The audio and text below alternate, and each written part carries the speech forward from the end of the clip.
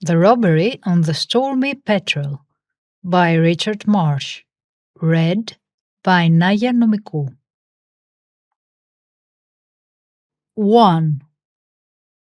The case of the robbery on board the Stormy Petrel was notable for one thing, if for no other. In it, the Honourable Augustus Champnell received fees from 3 separate and indeed antagonistic individuals. The Honourable Augustus had finished reading the morning papers and was wondering, for business was slack, what the day might bring forth, when there came a tapping at the door, and there immediately entered 2 servants in livery, bearing with them an iron box which they placed on a chair. One of them spoke as if he had been an automaton. "The Marquis of Bewley's compliments to Mr. Champnell, and will Mr. Champnell drown the box in a cistern full of water till the Marquis arrives?" Mr. Champnell stared. "And when will the Marquis arrive?" The Marquis arrived almost as soon as the servants had gone.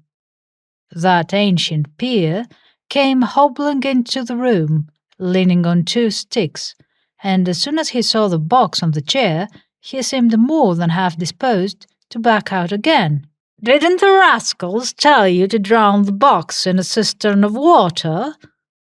"The rascals did, but the Marquis of Bewley will permit me to observe that I always require a sufficient explanation before I act on instructions which I receive from strangers." With Mr. Champnell's assistance, the Marquis took refuge in a chair. "What's your fee?" "My lowest fee is 100 guineas. "Too much." "In the case of the Marquis of Bewley, my lowest fee will be 150 guineas. The Marquis glanced up at him and leered. "You shall have it for your impudence. The Champnells always were an impudent lot. Find out who sent what is in that box, and you shall have your 150. Here's the key. Look inside, only mind, gently does it." Unlocking the iron box with the key the Marquis gave him, Mr. Champnell found that it contained other smaller, wooden boxes, which were divided from each other by layers of cotton wool. Removing the covers of these wooden boxes, he perceived that each contained what seemed to be sort of oil can. 13 of them, aren't they? On counting them, Mr. Champnell discovered that the number was correct. "Lucky number, and pretty playthings, every one of them. All infernal machines, or I'm a hatter. They've come raining in on me by every post. If you look at them, you'll see that there is a different postmark on every one of them." "Are you certain that they are infernal machines?" "I lay you 10 to 1 in anything you like to name that they are, and leave you to prove the contrary. That's the extent of my certainty, Mr. Champnell. Only if you take my advice, you'll keep them immersed in water until the thing has been shown to demonstration, either one way or the other. I have no desire to be blown to pieces if you have." "Have you no sort of idea where they come from?" "Once upon a time I was fool enough to enroll myself as a member of a certain secret society. I have broken since then pretty nearly every one of its rules, which I swore to observe, and I think it quite on the cards that these things may have come from some of the society's agents. I'll tell you what I'll do. Instead of 150 guineas, I'll give you 200, if you prove, beyond the shadow of a doubt, that they don't. I've come to you instead of going to the police, because I want the thing kept private, but at the same time I'm particularly anxious to know if at last the beggars are beginning to try to do what they have threatened to do times without number. The Marquis's story was a long one and not a little involved. Some of Mr. Champnell's questions he declined point blank to answer. When he had gone, Mr. Champnell still found himself in possession of very slight data to enable him to prosecute his researches. He summed the data up in his mind, telling himself finally that they really amounted to nothing at all, and had almost resolved to write to the Marquis and decline the conduct of the case unless he furnished him with fuller information on certain points on which he had refused to give any information at all, when the servant came to announce that Mr. Golden of the firm of Messrs. Ruby and Golden was at the door and desirous of an interview. A minute later, Mr. Champnell found himself face to face with the junior partner of the famous firm of jewelers, a shrewd, sharp-looking man who wasted no time in coming to the point. "I have been made the victim, Mr. Champnell, of an atrocious outrage, and I come to you first because the matter is one which requires delicate handling, and second because the author of the outrage is a member of your own order. I may add that if you succeed in this matter, we may be able to place a good deal of business in your hands. Business of a kind which requires the intervention of a diplomatist rather than of a policeman." The Honourable Augustus bowed. "You are acquainted with Lord Hardaway?" Another bow from Mr. Champnell. "His lordship has been a customer of ours for some time, and is so largely in our debt that some months ago we felt bound to intimate that we could not allow him to add to the already large figure of his account. We have recently received information through side channels that his lordship was paying his addresses to Mrs. Bonnier Lees, the sole child and heiress of the eminent soap boiler. And 10 days ago, we received a letter from his lordship himself, which was to the effect that he was about to start for a cruise in his yacht, the Stormy Petrel, and that Miss Bonnier Lees was to accompany him, with other friends, that he had hopes of making Miss Bonnier Lees his wife, and he desired us to send him at once, for his inspection, and the ladies, a selection of the finest things we had in stock. In fact, he gave us to understand that matters had reached a stage in which he was anxious to make the lady a handsome present. His lordship went on to add that if he had married Miss Bonnier Lees, our account should receive an immediate settlement, while, on the other hand, if he did not marry her, it was quite possible that we should have to whistle. The word was his lordship's own." Where was Lord Hardaway when he wrote this letter? "Staying at Miss Bonnier Lee's own residence in Kent, but the day after we received a telegram from him stating that they had decided to commence the cruise sooner than they had originally intended, that the day following they would be off Deal on board the yacht, and that the goods were to be sent on board to be examined. The telegram also contained what seemed to me, under the circumstances, to be a somewhat brutal intimation to the effect that if we did not telegraph a reply to say that the goods would be sent at once, the order would be placed elsewhere." "Did you send the goods?" "My impulse was to telegraph a refusal. In several little matters Lord Hardaway has not used us altogether well, and it seemed to me that in this matter he was not using us altogether well either. There was no necessity, for instance, for him to threaten us with the loss of his custom. My partner, however, Mr. Ruby, would not hear of a refusal. He was naturally unwilling to lose the business which would be associated with what would probably be one of the weddings of the season.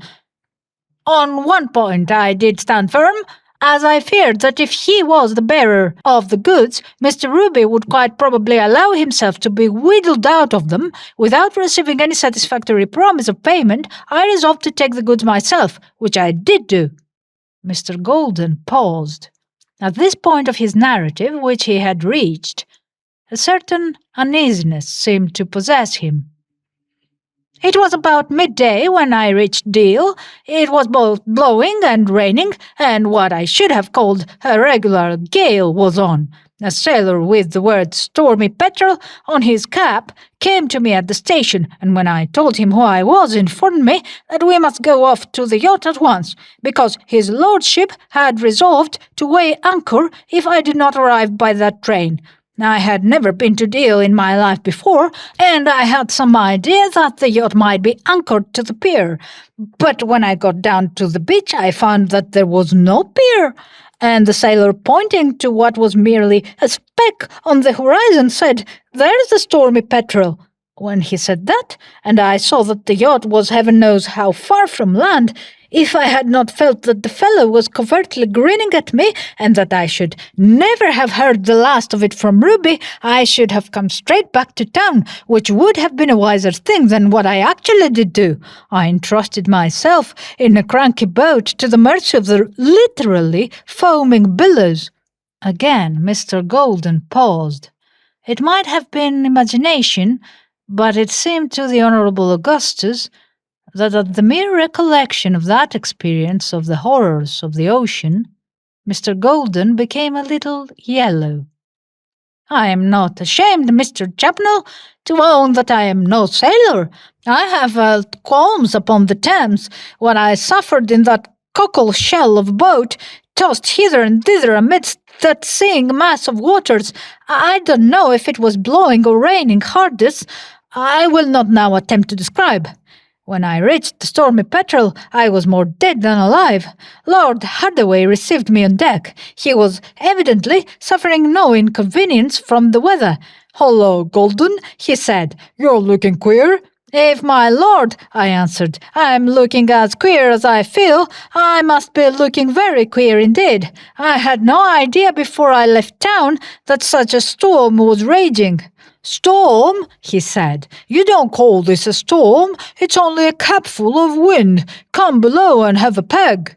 I went downstairs and I had some brandy. Then I must have had another attack of illness, because the next thing I can remember is Lord Hardaway clapping me on the shoulder and exclaiming, "I say, Golden, where are those jewels of yours?"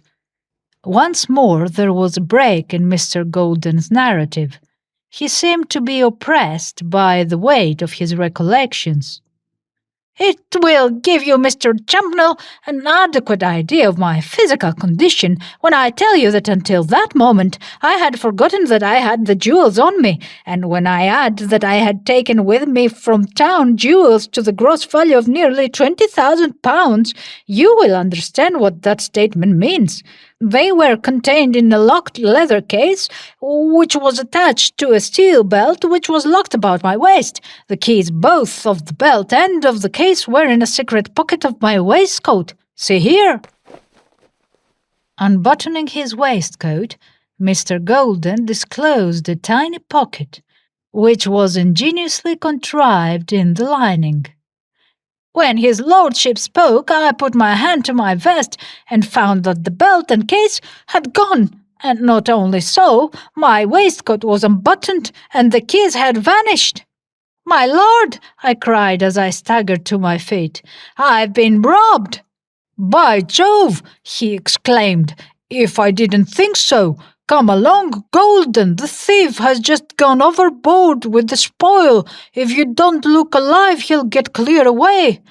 You will understand, Mr. Champnell, that I was disorganized both in mind and body, really incapable, in fact, of collecting my thoughts. I allowed his lordship to drag me up above. It seemed to me, when I got into the open air, that the storm was raging worse than ever, and taking me to the side of the deck, he pointed out a solitary individual who was rowing away from the ship in a little boat. "There's the thief. I thought there was something suspicious about the way in which he came sneaking up from below. Before we knew what he was up to, he had dropped into his boat and was off. If you look alive, Golden, you'll catch him yet, red-handed." The boat in which I had come from shore was still alongside, and before I had a chance to collect my scattered senses, his lordship had not only bundled me into it, but the boat itself was pushed off from the yacht. We chased the boat, which contained the solitary rower, as it appeared to me, for hours. I will not dilate on what I still continued to suffer, but through all my agony I urged the rowers in pursuit. As soon as we were within hailing distance, I shouted to the fellow, "Stop!" Directly I did so, standing up in his boat, he dropped something into the sea. I distinctly saw that he dropped something, but what he was too far off for me to see. When we reached him, he declared that he had merely thrown overboard some rubbish, but why he had chosen that singularly inopportune moment he did not condescend to explain. We took him in tow, he seeming not at all unwilling, and at last we reached the land. How thankful I was to do so! No one but myself can have the faintest conception. Hardly had I set foot on terra firma than I became convinced that I had been duped from first to last. The fellow we had chased turned out to be an honest, simple fisherman who had been employed to take a telegram from the post office to the yacht, and who protested that he had never left his boat, and that he knew nothing of my belt or case. I believed him, and I believe him. I have no doubt whatever that Lord Hardaway was himself the thief.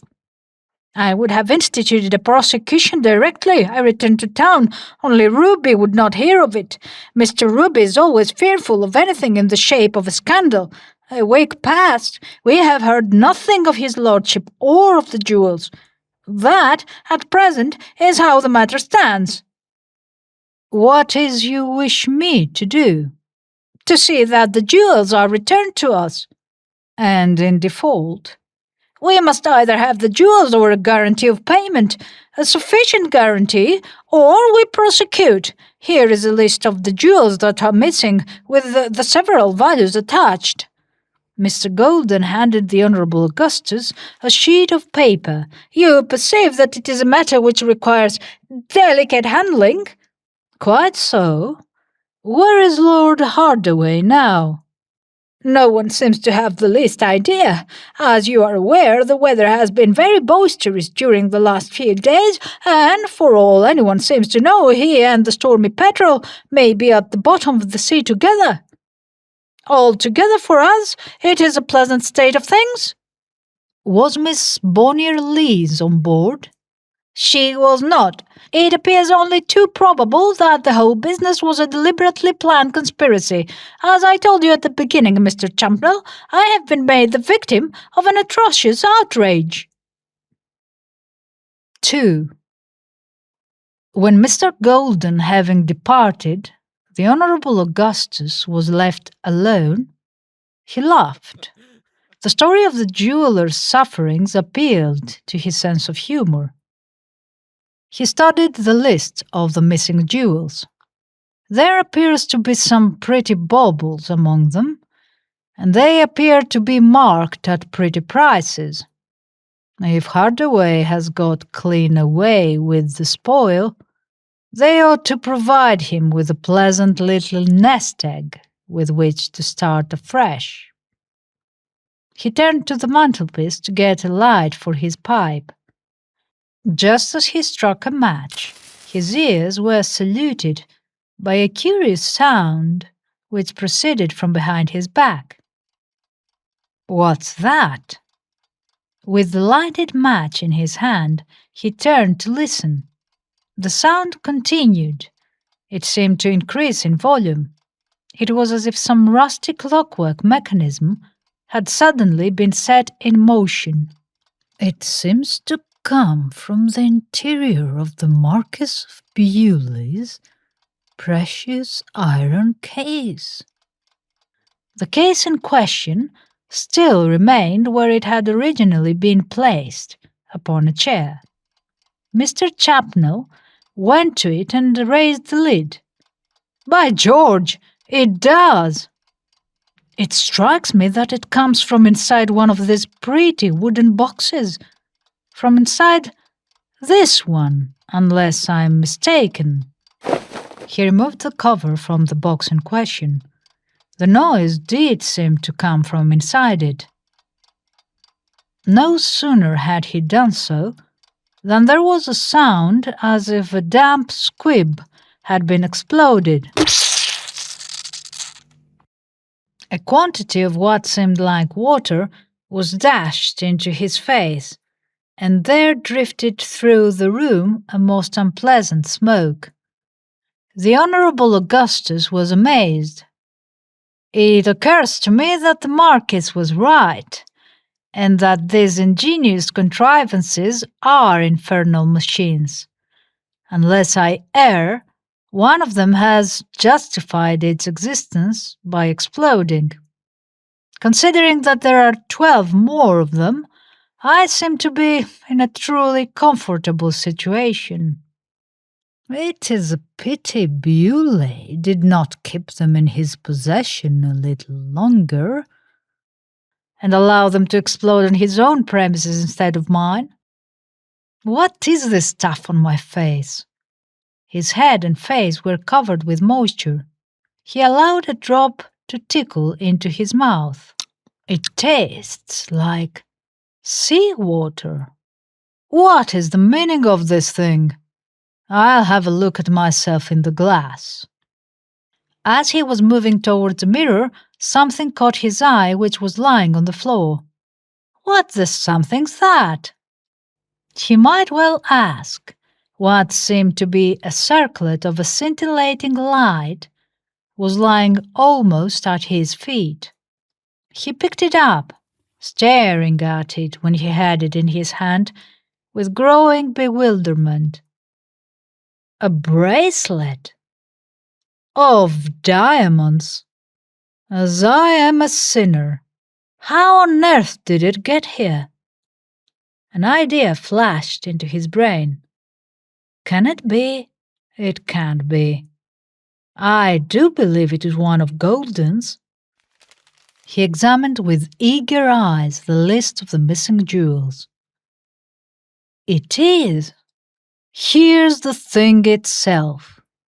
A bracelet of 24 diamonds in a plain gold setting with pearl fastenings.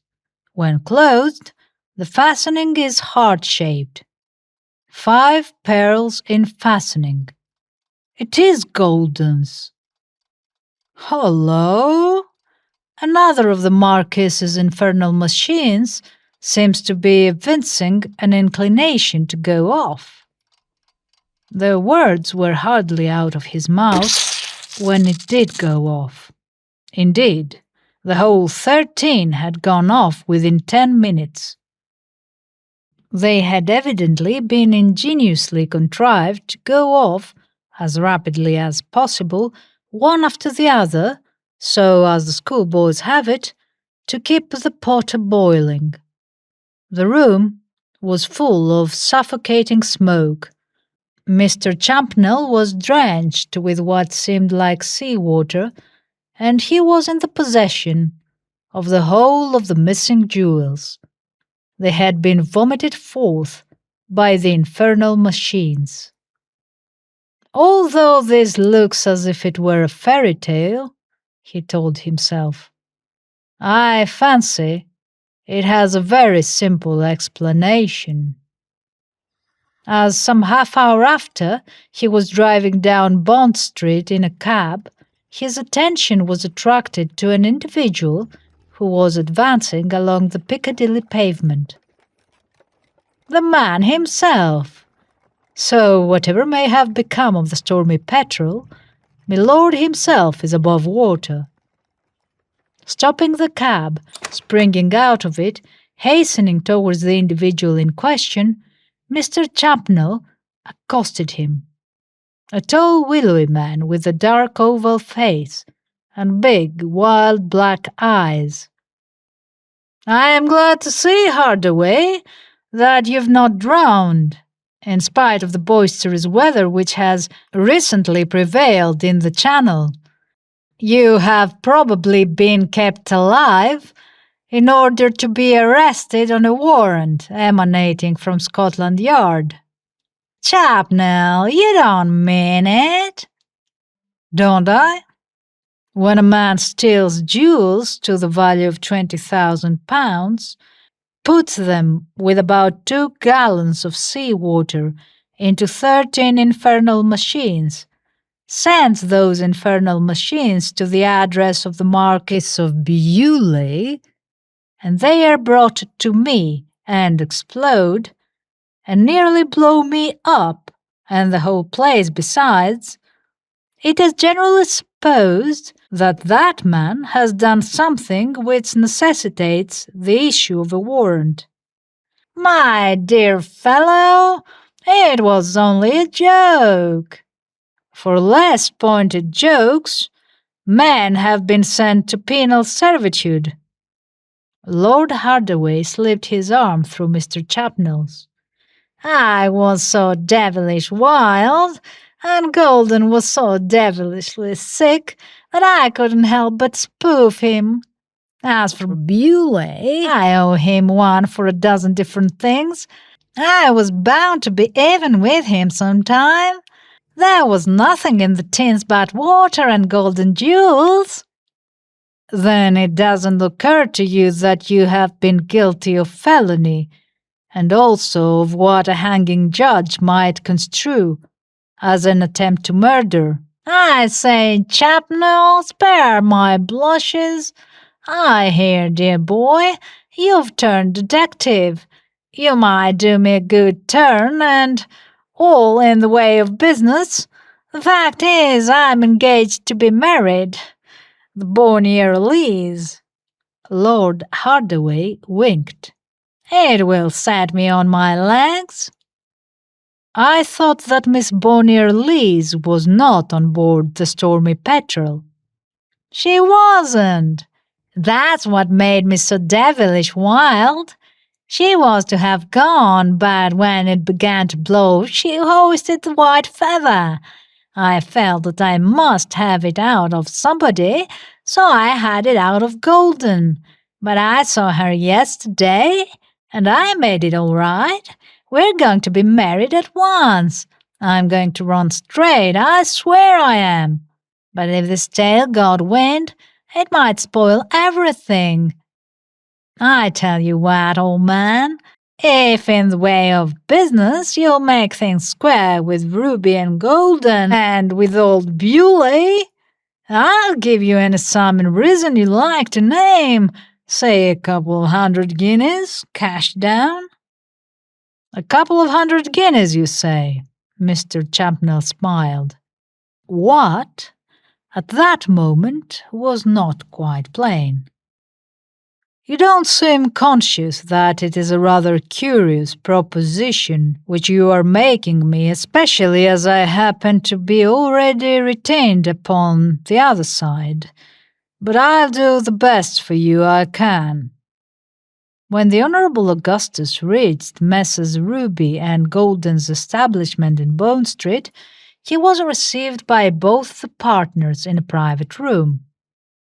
Do I understand, gentlemen, if I return to you the missing jewels, exactly as they left Mr. Golden's hands, that, as they say in the advertisements, no questions will be asked? Both partners were profuse in their protestations that he might so understand. Then, in that case, gentlemen, here they are. He placed a leather case before them on the table. The partners stared. If you will be so good as to examine them at once, in my presence, you will perceive that they are intact. You quite understand that no questions are to be asked of anyone, and in particular, nothing is to be said to Lord Hardaway. I may mention, by the way, that Lord Hardaway is to be married almost immediately to Miss Bonnier Lees. Mr. Ruby rubbed his hands and smiled. We are delighted to hear it, Mr. Champnell. Delighted. You may rely on us not to breathe a word to Lord Hardaway. We quite understand that it was only a little joke of his. His lordship is so full of humour.